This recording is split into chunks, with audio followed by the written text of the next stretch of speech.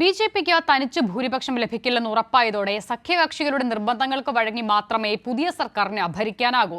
2025-ൽ RSS രൂപീകരണത്തിന്റെ 100ാം വാർഷിക വേളയിൽ ഇന്ത്യയെ ഹിന്ദുരാഷ്ട്രമാക്കി പ്രഖ്യാപിക്കുക എന്ന ബി.ജെ.പിയുടെ ലക്ഷ്യവും നടപ്പിലാകില്ലെന്ന് ഉറപ്പായി. ഇത്തവണ സഖ്യ സർക്കാരായിരിക്കും രൂപീകരിക്കുകയെന്ന തെരഞ്ഞെടുപ്പ് ഫലം പുറത്തുവന്ന ശേഷം പ്രധാനമന്ത്രി നരേന്ദ്രമോദി പറഞ്ഞു. എ.ബി. വാജ്പേയി സർക്കാരുകളിൽ ബി.ജെ.പിക്ക് ഭൂരിപക്ഷമുണ്ടായിരുന്നില്ല. സഖ്യകക്ഷികളുടെ സമ്മർദ്ദത്തെ തുടർന്ന് ബി.ജെ.പി അന്ന് രാഷ്ട്രീയ അജണ്ടകൾ മാറ്റിവെച്ചാണ് ഭരണം നടത്തിയത്.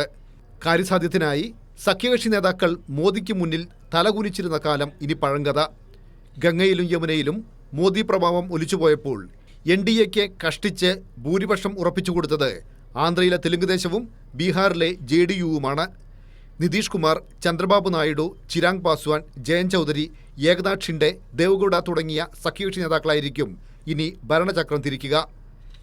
ബി.ജെ.പിയുമായി തന്ത്രപരമായി അടുക്കുകയും അകലുകയും ചെയ്ത BJD നേതാവ് നവീൻ പട്നായിക്കിനും YSR കോൺഗ്രസ് നേതാവ് ജഗ്മോഹൻ റെഡ്ഡിക്കും മതേതര വോട്ടുകളിൽ ഭിന്നിപ്പുണ്ടാക്കാൻ UPയിലെ എല്ലാ സീറ്റുകളിലും സ്ഥാനാർത്ഥികളെ നിർത്തിയ BSP നേതാവ് മായാവതിക്കും അതത് നാട്ടിലെ ജനങ്ങൾ നൽകിയത് ജനാധിപത്യ ചരിത്രത്തിലെ മറക്കാനാവാത്ത പാഠങ്ങളാണ്.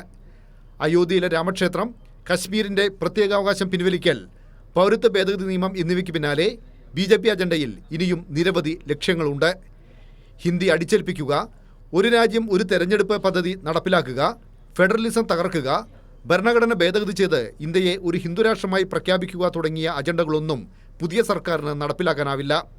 തെരഞ്ഞെടുപ്പ് കമ്മീഷന്റെ കയ്യും മെയ്യും മറന്നുള്ള സഹായമുണ്ടായിട്ടും ഇന്ത്യൻ ജനാധിപത്യം BJPയെ പഠിപ്പിക്കുന്നത് വലിയ പാഠങ്ങളാണ്. K Rajendran, news desk.